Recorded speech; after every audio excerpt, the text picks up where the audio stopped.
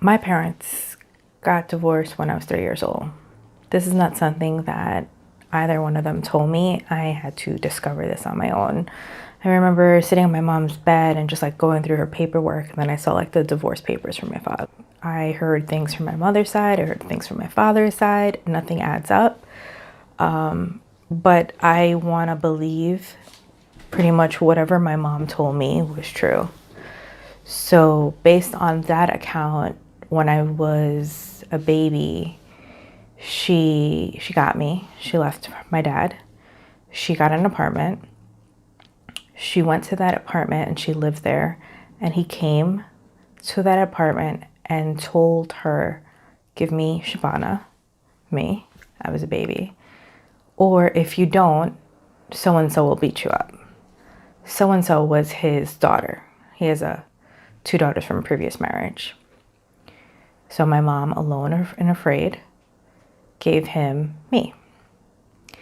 They went through the child custody battle, and according to my mother, he got custody.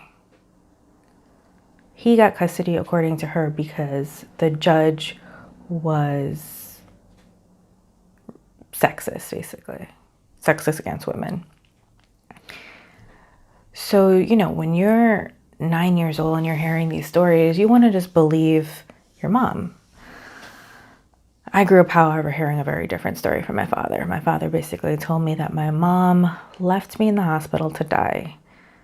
Now, I'm hearing these stories when I'm like 5, 6 years old, very young, very impressionable. And my father, I thought, was the most important person in my life. I saw him all the time. He seemed to like me. I believed him. I believed him that my mom tried to kill me. But when I became older and I just realized that my mom seemed to like me more than someone who tried to kill me, I realized like this just didn't add up. So I saw my mom every other weekend. She had visitation every other weekend. I lived with my father. When I lived with my father, shortly after he remarried my stepmother. One of my half-sisters was living there, and then one of her daughters came and lived with us. And then I don't know exactly like what happened, but my half-sister, my dad's daughter, left.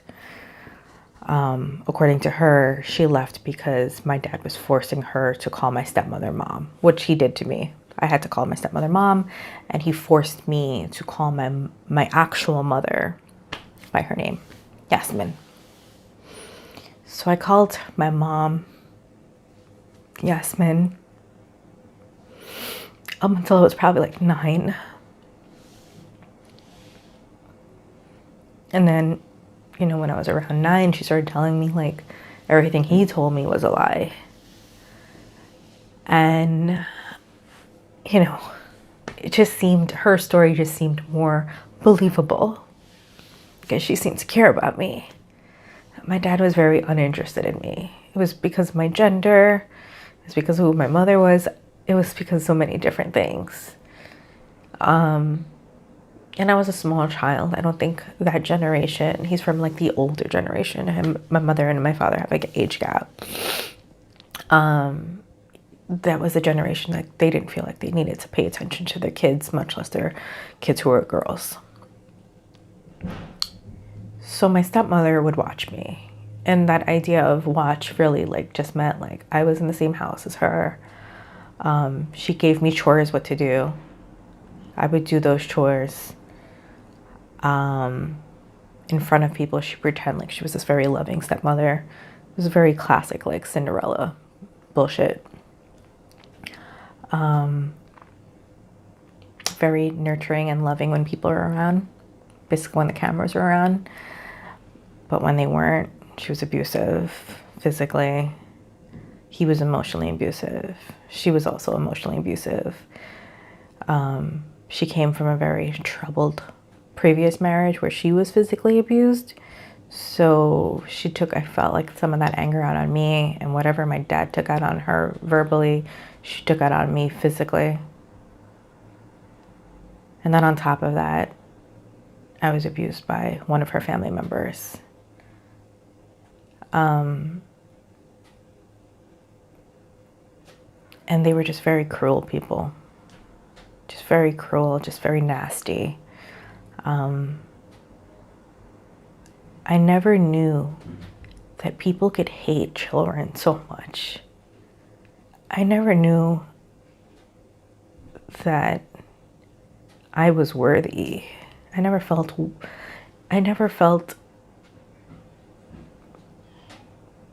that I mattered. So we eventually moved from Far Rockaway to Long Island. When we made that move, there was another one of her daughters moved in. She was kind of like she seemed like a happier person. And so I bonded with her pretty well. When we moved to Long Island, I left basically like everything that I knew before. So my cousin who lives right next door was gone, like my family members were gone, and I was isolated all alone in Long Island with my stepmother, her 2 daughters, and that was my childhood. She did not show me any love. She did teach me how to hate. She did teach me how to have bad thoughts. She did teach me about like jealousy and name calling and just being very like hateful. I don't remember growing up and seeing Sesame Street or Mr. Rogers on the TV. I remember like there were glances of it. So it was like soap operas and do chores because I was their Cinderella. She saw me as a servant. She did not see me as a daughter. I'm also browner skinned than her kids, so I think that was like an added factor. They saw me as basically like some kind of cash cow. My mom paid child support, and I remember once I said something, I don't know what I said, something briefly like, oh, what about, like I think I asked for something. She didn't like me asking for anything. I wasn't allowed to have anything like class pictures or, you know, play an instrument, you know, all like the normal stuff growing up in the suburbs. I remember once asking for something, I think wanted a book or something. And I said like, well, you know, my mom gives like child support. Like, what about that money? And she was like, oh, that money that your mom sends can't even pay a bill. So that's what my child support was used for, paying bills or not even paying a bill. My stepmother wouldn't even cut my fingernails. I remember when I was little, I would go to my mom's house and my fingernails would be so long and I was, you know, a small child. You can't cut your nails when you're a baby. And I remember saying like, your nails are too thick for me to cut. And so I would go to my mom's house and I'd be dirty. And my mom would like, you know, take care of me and buy me clothes and show me love, read to me. No one read to me. If anything, they just did the opposite and they just violated me.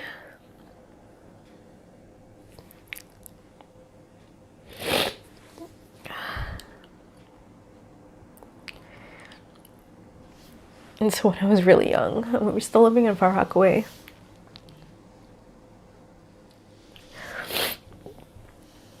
One of her daughters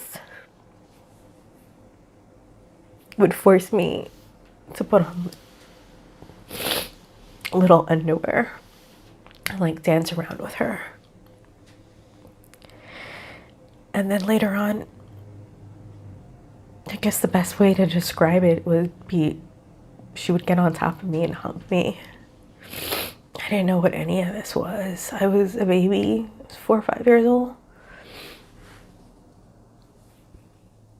And I just remember feeling so tiny and small. I mean, even like I'm describing it now and I just feel so small. I just remember feeling her like skinny body on my skinny body. And I was very skinny, you know, as most kids are at that age.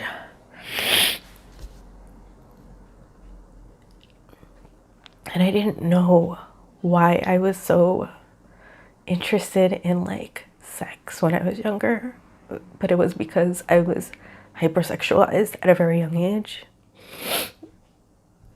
And I remember like when I was in probably like 20, and one of my guy cousins on my dad's side was a bit drunk, and he looked at me and he was like, if only you knew what we used to do to you too. I was like, what? He was looking at me very like, you know, looking like at like a woman, like a stranger on the street, like just very like trying to like come on to me or something. I was like, what are you talking about? And I walked away. And I went over to my cousin, who I was inseparable from, who I used to live next door to. And I said, do you remember anything? We're at this family party. And she was like, no, I don't remember anything. So I go back over to him and I'm like, what are you talking about? What are you talking about? He was like, nothing. So later, her and I were talking and I was like, they used to tickle us. I remember that growing up, and they would like spin us around and they would tickle us. But I remember being tickled to the point where I would start crying. And to this day, as a 35-year-old fucking woman, I can't stand to be tickled. And I remember telling her, my cousin, she's like, yeah, I don't like being tickled either.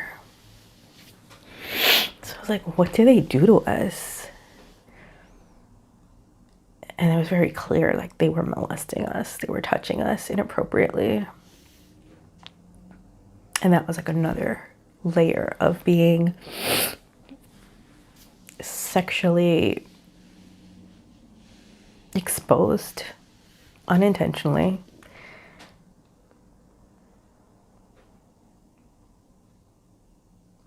By people who you thought were your family. And that's just my two personal stories of being like sexually abused. And then there's of course lots of emotional abuse and physical abuse. But that was family. That was family. You know, it's not, sometimes you don't know why kids kill themselves. You don't know why they take pills or take drugs, or why they start having sex at a really young age. Sometimes you don't know why they start doing these things. And then you start chipping away at their past. What happened when they were really young? What happened before they went through puberty? What happened when they went through puberty? And so those are just things to really think about, like, what environment are we raising our children in? Are we protecting them against all the ills, even if that includes ourselves?